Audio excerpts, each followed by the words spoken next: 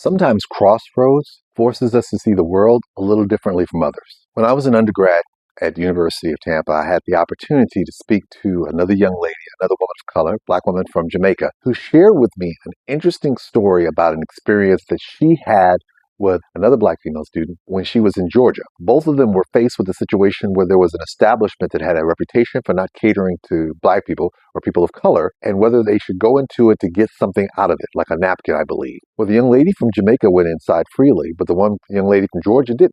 Why do you think this happened like this? So the young lady I was talking to from Jamaica shared this interesting story. She had come up from Jamaica and was going to school, and she had hooked up with a good friend of hers, another black young lady who was from the state of Georgia. And they were in a particular area where they needed to get something really trivial, like a napkin or something. And the only place they could go was this one particular establishment. Now, the young lady who was from Georgia was familiar with this establishment, and she was familiar with its history in terms of the fact that it did not cater to black people. And more importantly, it was particularly hostile towards people of color. We're not talking about the mid to the late 80s. So in this particular instance, Jim Crow has fallen. A lot of the laws that have been put into place to protect against people from being harmed are in place. This didn't take away from the fact that this young lady from Georgia, who was familiar with the history of this club or this establishment and her reluctance to go inside. So now they were at this interesting crossroads because the young lady I know from Jamaica, she wasn't familiar with this history. No, as a matter of fact, her experience being black in Jamaica was very different from her friend who was black from Georgia. As such, she didn't have any particular inhibitions about going into this place. So while her friend from Georgia was a little reluctant about going into this establishment, the Jamaican young lady walked into the establishment, promptly got the item that they needed, and came out with no incident. So from this particular point, you would probably say to yourself, no harm, no foul. What's the problem? Well, the issue that popped up is that the Jamaican young lady couldn't fully understand why the young lady from Georgia wouldn't go into the establishment. In her mind, she couldn't quite wrap her mind around it, which brings forth two very unique perspectives. For the Jamaican young lady, her experience being black and growing up in Jamaica was that she had an infrastructure, both culturally, personally, and professionally in the area that was designed and focused with her in mind. Therefore, as a result of that, she came with a sense of always knowing that she had an infrastructure that was going to defend her and protect her at all costs, regardless of wherever she went. And that was her perspective as a proud black Jamaican woman. However, she didn't quite fully understand the young lady's perspective from Georgia. Even though the young lady from Jamaica was aware of the history in the United States, she didn't have a full appreciation of what it meant to be black, especially in the South post Jim Crow. So this young lady was not only someone who grew up immediately after the civil rights movement, but that meant she had family members and friends and people who were directly in the line of fire of the hostilities that came from that time period. And most importantly, a lot of the people who were still hostile were still there. So unlike her friend, the young lady who was from Jamaica, who grew up in an area where she had an infrastructure that was designed to protect you, as a black person in the South, you learned how to avoid danger in ways to not put yourself in harm's way, because there have been plenty of instances in our history where harm could come to you in ways that you weren't anticipating. So you learned how to situationally evaluate a circumstance and determine whether it was in your best interest to engage. This does not mean that you are cowardly. This is just about a survival skill that a lot of people of color had to learn. And even though Jim Crow and the laws fell, there was still hostility, and they had to be smart about moving in communities where this hostility may manifest itself. But this is where the clash came in, because my friend from Jamaica, she couldn't quite understand the reluctance and, in her mind, fear from the young lady from Georgia with regards to this particular situation. From her vantage point, she had an infrastructure that was going to protect her. So since she knew she had that, she knew she had someone that she could turn to, or groups who she could turn to, who would come and take retribution against anyone who would cause her harm.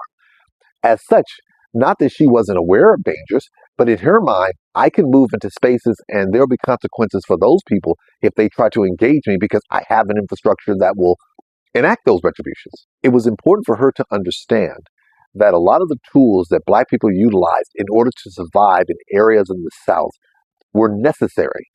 And some of these were recognizing situations where you may be putting yourself in harm's way and actively avoiding those places. We have to remind ourselves that there was a period of time where the places that were considered safe for people of color in the South were not always readily available to people. So the moment you left a particular area, whether it be a black church or your black community, you automatically put yourself in harm's way.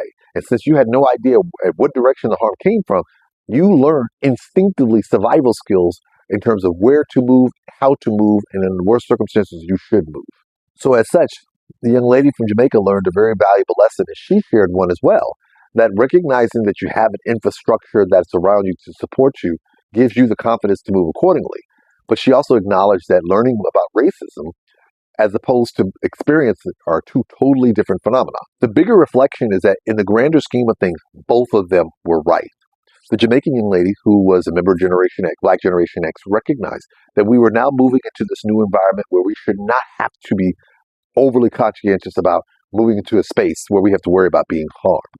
All of the efforts and things that our loved ones put into place for us in terms of allowing us to be independent and resilient on our own allowed us the ability to now move into these spaces without having the inhibition of worrying about somebody causing us harm.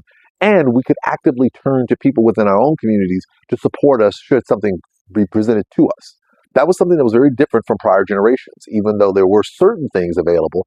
But to this magnitude, because now we have institutions that are protecting us as well, we can move accordingly. But the young lady from Georgia was right too, because the reality is that there were people in the South that actively resisted the change, busing, closing establishments, using various types of signage to signal to individuals that they were not happy with the change, and also letting people of color and Black people particularly know that this change was not a welcome and was something that they were actively resistant, even if they couldn't use violence to do so. So the reality is that even though you could move independently, especially as a member of Black Generation X and subsequent generations, the young lady from Georgia was very astute in recognizing there are still people within these communities who were actively resistant to the change that was before them. And so until this became more of a norm, it was smart for her standpoint to be mindful of where you can and can't move for purposes of protecting yourself. The most powerful point about this is that we had two very unique perspectives about how to move in this new world order post-Jim Crow and post the Civil Rights Movement. In essence, both of their positions and their perspectives were correct in terms of how we moved, whether it be moving with a sense of confidence and resilience of knowing that you cannot be harmed because you have an infrastructure to protect you and you could actively use it, or being mindful of the fact that there are spaces where there are still people who are resistant to this change, who may try to cause you harm. Either way, both sides recognize this new world order. And this was the new world order that Black Generation X had to navigate in determining what type of tool they were going to use or we were going to use in order to engage with individuals going forward. But the one thing that was powerful about this whole situation was that there was no guarantee that either scenario would give the desired outcome.